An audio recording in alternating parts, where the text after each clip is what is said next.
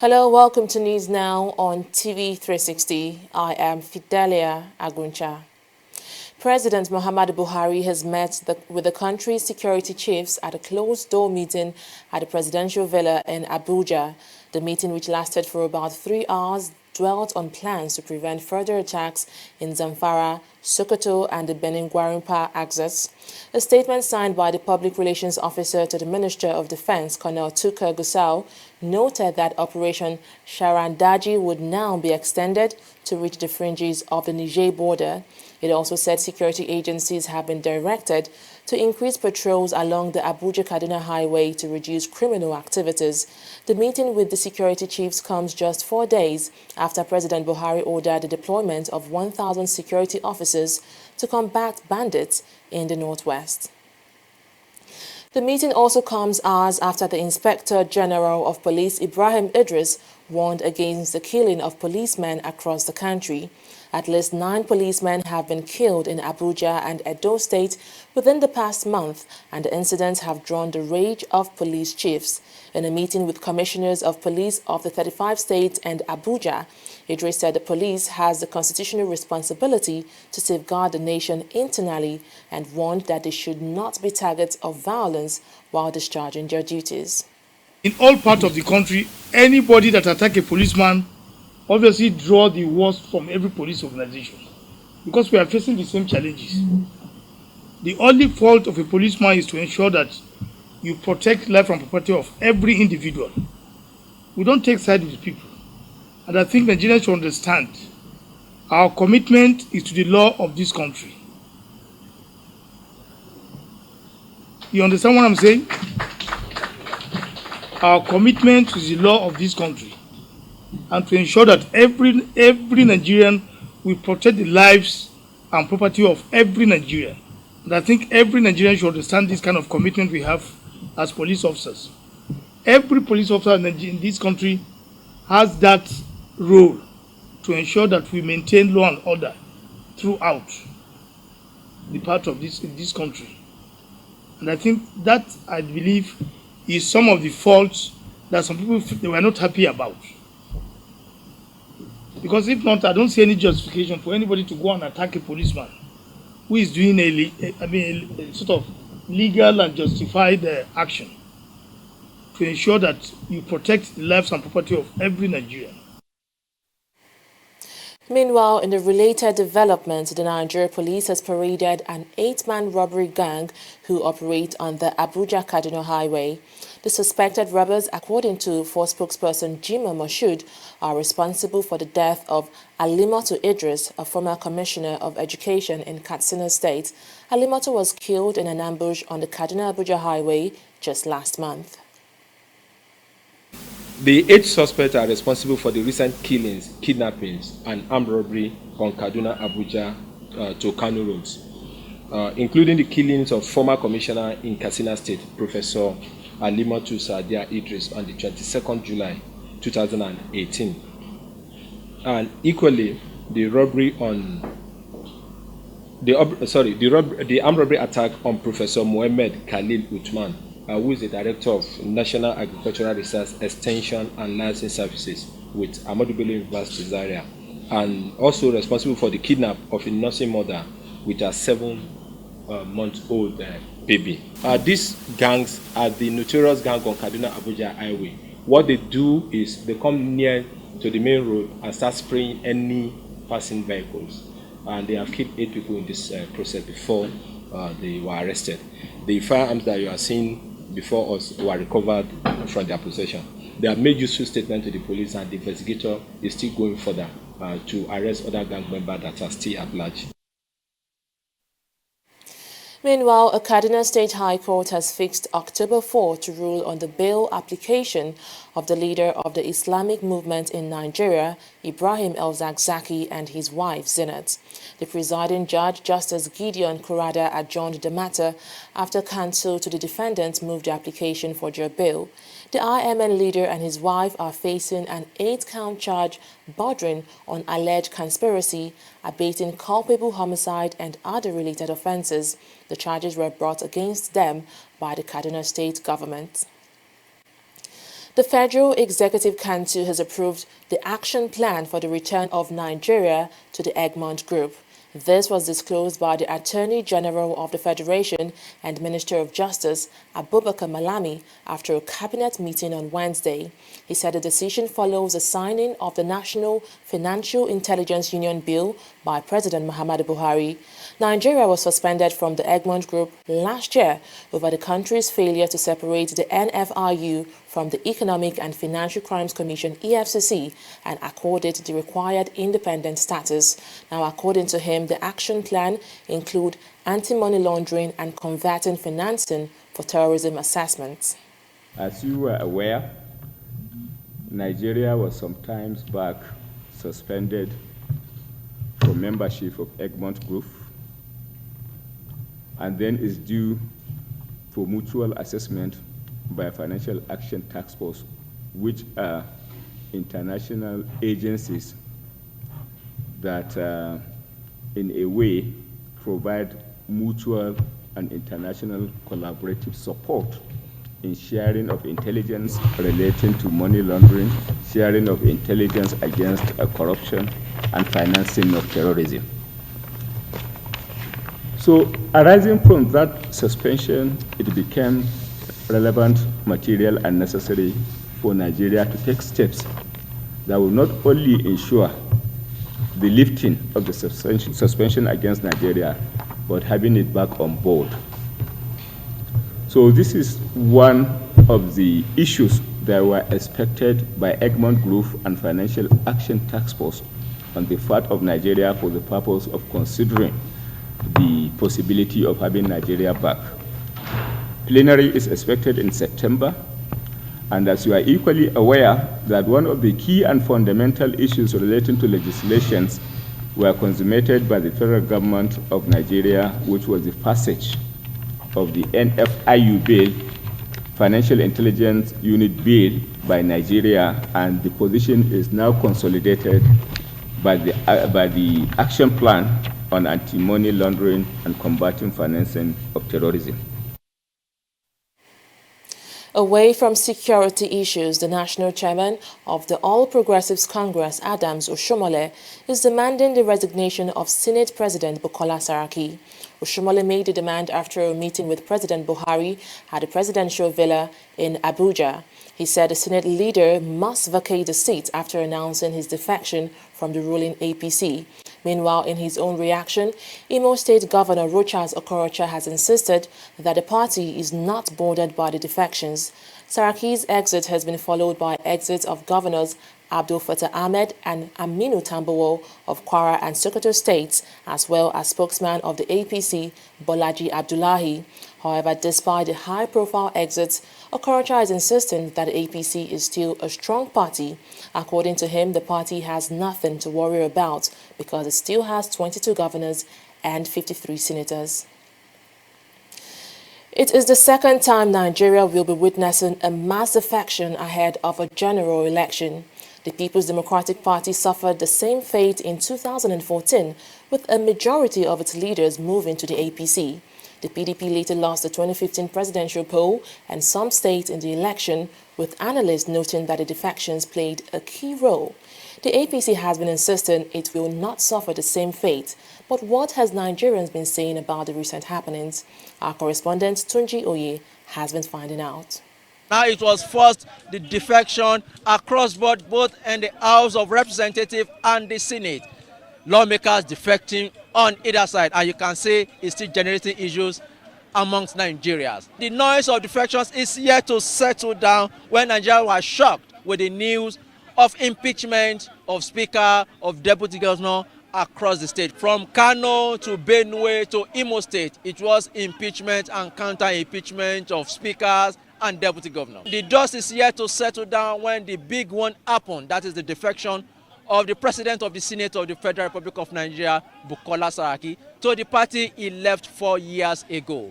What are Nigerians saying to this development? Of course, that's where he belongs. You know, there is a homecoming.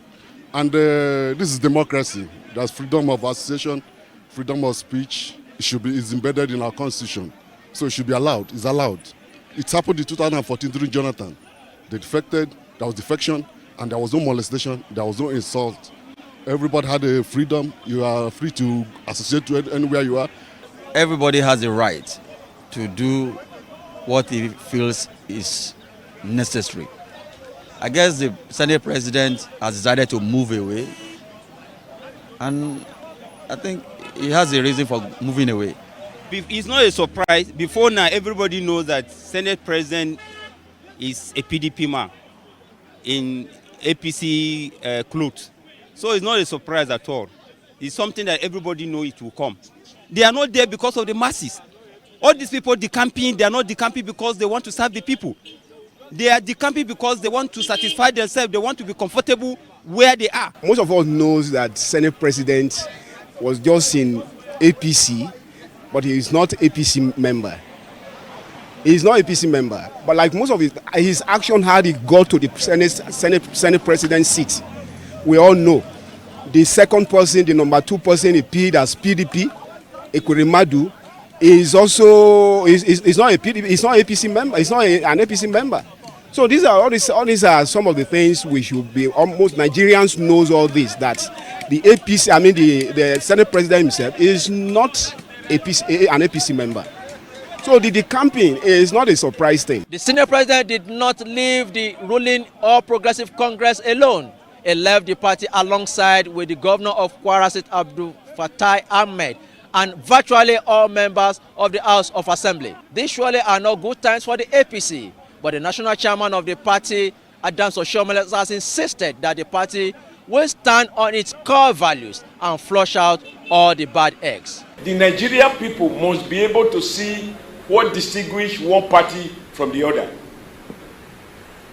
and that we ought and we must work consciously to build a political party that is glued and bonded together on the basis of set of ideas. Sustain change of attitude, change of character, sustain common values, deeply shared values, and allow those who are not able to fit into the core values of APC to be changed out of the system. Could it be that the bad eggs are now finding their way out? Only time will tell. From Abuja, Tunji Oye, TV360 News. Nigerian author Linus Okorie has declared his intention to contest in the Imo State governorship election. Okorie announced his intention on Thursday, pledging to ensure the development of the state. He is running under the platform of the Young Progressive Party, YPP. When you are gifted with certain competencies, is to move into the political space and make sure that you help the people that desire this change really experience the kind of transformation that can help them create wealth for themselves. It is that hunger for legacy. It is that hunger for transformation. It is that hunger to see Imo State move to a realm of prosperity that is driving me today. I have already announced a few months ago that I'm running for governor of Imo State. And currently, I am running for governor of Imo State. Stakeholders in the engineering industry are seeking the collaboration of all professional bodies to reduce the incidences of building collapse in Nigeria. The stakeholders who were speaking at a conference in Abuja want collaboration for efficiency, quality, and modern construction aesthetic. But who makes buildings? The answer, as far as we are concerned, is the builder. And who is the builder? We have always made the mistake of thinking those who are professional builders are the only builders. Indeed, no individual profession should now be talking about being builder. Because nowadays the nature of building has changed quite dramatically. And then the sooner we start to think in this direction, the better it will be for the industry in this country. These issues can be minimized or controlled if building owners pay the right price for engaging experts for the designs or costing supervision, and also if they are willing to pay the right price for high quality materials. Professionals in the built environment, we must maintain our integrity and our professional ethics and our conduct and standards, and shun all forms of compromises and corruption that will be detrimental to projects and to our own careers as well. The Standard Organization of Nigeria should ensure that all materials conform to minimum standard requirements. Proper planning, supervision and monitoring of construction activities by government agencies that are in charge of such duties. The frequency with collapse of structures in our country is becoming worrisome. We see buildings or structures collapsing every day and causing untimely death, physical deformities to both young and old, and most especially women and children. The government as well as private developers losing huge amounts of money invested in such unqualitative and unprofessional buildings. I hope that this seminar will check the excesses to which self-acclaimed professionals are disguising in the name of the professional builders, thereby simply making design from the Google and pretend to be of national standard. Corruption not in my country. It's about the files your secretary presented to me regarding the company salary. Yes, the figures don't seem to add up. I suspect there's some form of a discrepancy. Precisely, sir. Keep the figures that way. So that's fraudulent, sir. That's my money. I'm sorry, sir. I can't do that, sir. See how padded your chips are. Are you telling me you cannot pad up figures? Sir, padding is against best auditing practices, and it's a form of corruption. It's true. Accountant. You were testing. Thank you, sir. That's it. Bagole. Yes, sir. You are fired. Fine. Yeah. Fine, sir. Rather than watch corruption grow under my watch. Padding is a form of corruption and not in my country, sir. Corruption not in my country. Stop corruption now.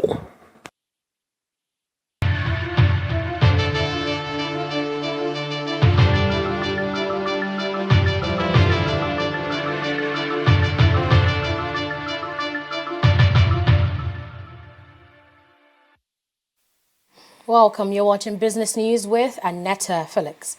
The Central Bank of Nigeria, CBN, has revised the clearing system rules for deposit money banks in the country. A statement from the Apex Bank said the revision will kick off on September 1st. Dipo Fatokun, Director, Banking and Payment System, CBN, said the revision is aimed at the development of electronic payment system in the country. The CBN also said all clearing instruments returned unpaid shall now bear a code stating the reason for return, and failure to do so will attract a fine of 250 naira per instrument. The Nigerian government has approved 72.9 billion naira for the reconstruction of the road from Apapa to the toll gate on Lagos-Ibadan Expressway. Minister of Works, Power and Housing Babatunde Fashola made this known to State House correspondents in Abuja after the weekly cabinet meeting presided over by President Muhammadu Buhari. Fashola said the decision was taken to provide a long-term solution to the gridlock on the road in recent times. Approval that the Ministry of Power, Works and Housing secured today was for the reconstruction of the Creek Road, Tinkan Island, Beachland, right through to Oronshoki, all the way to the Lagos end of the toll gate toll gate end of the Lagos-Ibadan Expressway, the full reconstruction of that road, which was built, I believe, in and around 1975 as part of our first port expansion undertaken then in the 70s. That road was intended to evacuate cargo out of Lagos without running through the spine of the city. As you all know, and as you have variously reported, it was in some state of disrepair. Council has approved its reconstruction at a cost of 72.9 billion naira. This is a full reconstruction excluding the part between Coconut and Mile 2, which had been done by the previous administration. So a few things are instructive about this. It will be done using a PPP model, so the constructing company will be the Dangote Group. They will be financing that construction to the tune of 72.9 billion as certified by BPP. Another instructive thing to note is that this is the first full reconstruction of that road since it was constructed about 1975. All the previous efforts have been to repair or reconstruct damaged sections. So it's going all the way. And the third thing to note is that the entire procurement of this involves 27.8 kilometers of 10 lanes each, 10 lanes, 5 lanes on both sides, 3 on the main carriageway, 2 in the service lane, and extrapolate that to the other side. So essentially you are constructing about 270.8 linear kilometers, and that also includes drainage and use of extensive cement work and rehabilitation of some of the bridges and the interchanges. Still on infrastructure developments, the federal government will begin work on the Apapa corridor of the Lagos-Ibadan rail project next week. Minister of Transportation Rotimi Amechi gave the assurance when he visited the Lagos State Governor Akinwumi Ambode. Amechi, who spoke to journalists after a meeting with Lagos government officials, said contractors will soon move to site to continue the Lagos-Ibadan rail project from Apapa. He said the work was part of efforts to bring about a permanent solution to the constant traffic gridlock in the Apapa axis. In his response, Governor Ambode expressed optimism that the development will go a long way to enhance movement of cargoes from Lagos to other parts of the country. The Nigeria Stock Exchange is recovering from its Wednesday crash as the all-share index recorded a 0.21% increase at the end of Thursday's trading session to close at 36,688.91 basis points, with a market capitalization of 13.391 trillion naira. The top gainers for today are Total Nigeria PLC, which closed at 195 naira, Ecobank Transnational Incorporated ETI, Zenith Bank, and United Bank for Africa.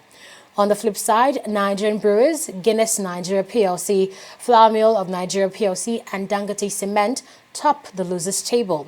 The toast of investors today are Nigeria Aviation Handling Company PLC, United Bank for Africa, First Bank of Nigeria Holdings, and Union Diagnostic and Clinical Services PLC. In 3,289 deals, a total of 320.452 million shares worth 3.532 billion naira were traded. And that has been a look at business stories. There's more after this break.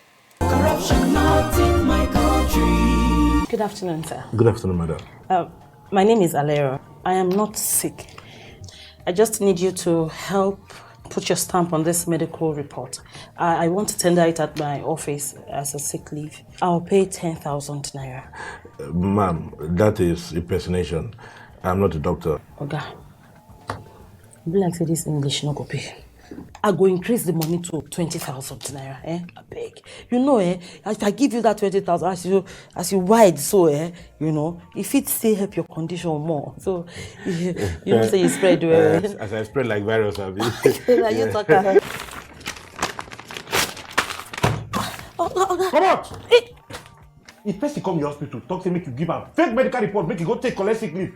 Talk am say no, na corruption, not in my country. Corruption not in my country. Stop corruption now. Police sealed off the headquarters of Zimbabwe's main opposition party and the troops cleared the streets of the capital on Thursday after protests over a disputed presidential election ended in deadly violence. The security forces acted despite calls from foreign government and international organizations for calm and for political leaders to show restraint. The result of Monday's presidential election is still yet to be announced by Thursday afternoon, though the Electoral Commission said it would do so very soon. On Wednesday, Nelson Chimasa, leader of the opposition Movement for Democratic Change (MDC), accused the ruling ZANU-PF party of rigging the poll, although he offered no evidence. Pope Francis has changed the teachings of the Catholic faith to officially oppose the death penalty in all circumstances.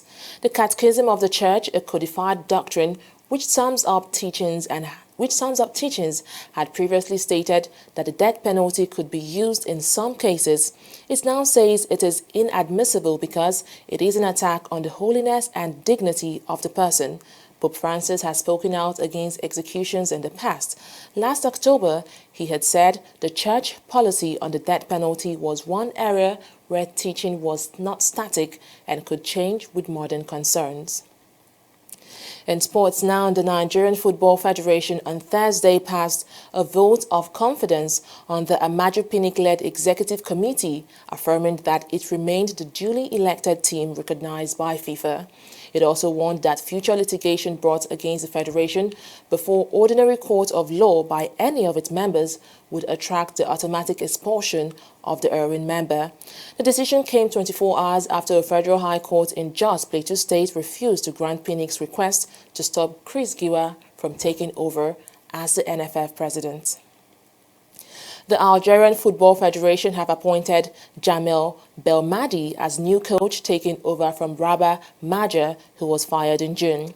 According to FAF, Belmadi has agreed to a 4-year contract that will run until 2022 FIFA World Cup in Qatar. He joins Algeria from Qatari side Al Duhail, whom he guided to 2 league titles, and becomes Algeria's 6th coach in 2 years.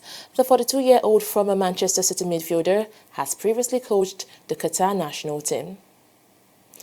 The 6-month doping ban on former Manchester City midfielder Samir Nasri has been increased to 18 months.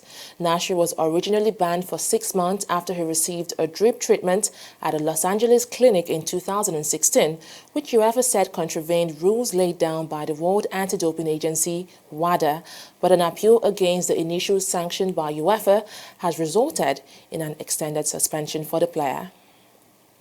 Well, that's it on News Now. You can watch some of our other programs on our website at www.tv360nigeria.com or watch us on Facebook at facebook.com/TV360online.